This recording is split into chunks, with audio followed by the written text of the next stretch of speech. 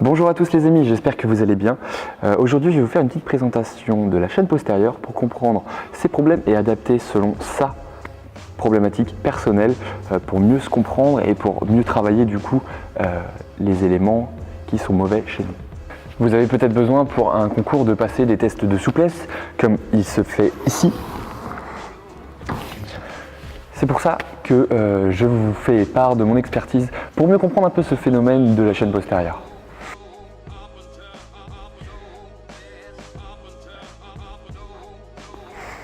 Tu as du mal à aller chercher le sol, c'est des exercices un petit peu compliqués pour toi.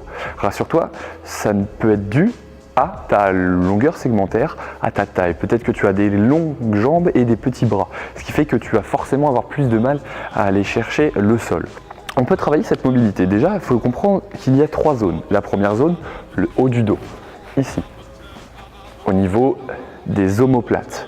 Cette zone va permettre de s'arrondir juste le haut du dos sans bouger au niveau des lombaires. On a la zone lombaire cette fois-ci en arrondissant l'arrière du dos. Comme tu peux le voir peut-être, j'ai le dos assez droit du bas du bassin jusqu'à mon insertion de la fin de ma L1. Ok ? Et donc ça va poser un problème au niveau de ma mobilité des lombaires. Ce qui peut poser un problème à charge lourde où je vais mettre trop de tension. Et troisième possibilité, tes ischio-jambiers sont trop tendus. Pour ça, garde les jambes tendues, penche-toi en avant. Si tu as du mal à garder le dos droit et à descendre plutôt correctement, ça va te poser tes ischio-jambiers qui vont poser problème. Il va falloir donc étirer la partie la plus raide pour toi pour pouvoir au maximum aller chercher le sol. Ok, je te reprends là. Tu as pu voir que tu as plusieurs zones à travailler pour comprendre et pour mieux adapter l'entraînement à toi. Bien sûr, on dit qu'il faut étirer les ischios, mais est-ce que tu n'es pas déjà trop souple au niveau des ischios? Et peut-être que c'est ton dos qui pose problème. Voilà la question à se poser. Alors maintenant, qu'est-ce qui va se passer si jamais tu es trop raide déjà et que c'est un problème pour toi? Tu as peut-être même déjà des douleurs de dos ou alors au niveau du bassin quand tu fais du sport ou dans la vie de tous les jours. Eh bien en fait, imagine un arbre qui est face au vent. D'accord? Et bien entendu, le vent souffle de plus en plus fort. Que va faire l'arbre à un moment quand le vent sera trop fort? Eh bien, il va se fendre en deux ou il va se coucher. D'accord? L'intérêt, en fait, c'est d'avoir un arbre qui est souple. Donc en fait, il va se plier dans le sens du vent pour qu'il y ait moins de tension. Pareil quand il y a de la neige sur les branches.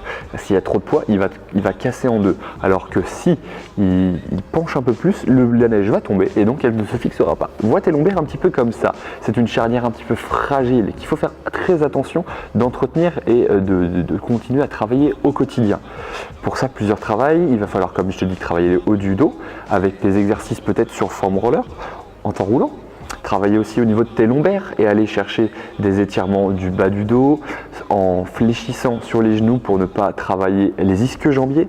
Et bien entendu, si tes ischio-jambiers sont assez tendus, il va falloir les étirer avec plusieurs mouvements d'étirement pour rallonger un petit peu ces fibres et les étirer et qu'elles soient habituées à s'étirer pour se contracter par la suite. Ok, tu as maintenant un concours à passer. Je vais te donner des petites astuces, des petits tips, comme disent les Québécois. J'aime bien, je vais utiliser ce mot-là, les Américains l'utilisent aussi.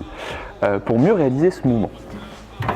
Si tu es sapeur-pompier ou peut-être dans l'armée, pour réaliser déjà ces tests. Déjà, il va falloir bien te poser en allant chercher au maximum les talons sur la boxe. Deuxième temps, il va falloir essayer au maximum de te mettre sur les ischions et non pas sur les fesses. Si tu es sur les fesses, tu as déjà le dos rond et en fait, tu perds facilement 3-4 cm pour aller plus loin. Donc je te le dis, regarde, juste ça, je me mets sur les fesses, hop, et là regarde, mon dos est déjà plus droit, donc je pourrais me fléchir davantage. D'accord? Donc pense à bien te mettre sur les fesses et même à pousser, te lever et déjà étirer tes ischio-jambiers pour gagner un maximum de longueur.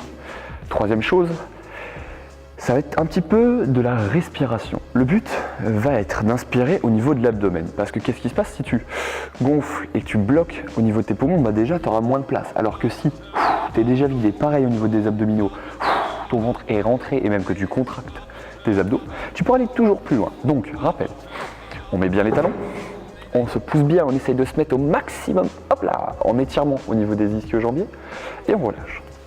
Maintenant, tu vas inspirer par le ventre, gonfler, expirer, serrer, inspirer, la même chose, tu vas venir descendre, expirer, contracter tes abdos pour aller chercher et aller chercher toujours plus loin que tes pieds. D'accord? Donc pense à expirer tout l'air, vraiment vide-toi et même contracte tes abdos qui ont un rôle de fléchisseur au niveau du buste. Voilà, je t'ai donné tes petites astuces.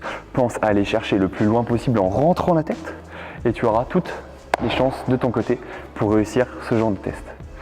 Maintenant, la force est de ton côté. Je te laisse taguer une personne qui a besoin de ces conseils pour mieux réussir ces tests ou pour comprendre un petit peu pourquoi il n'arrive pas à toucher le sol.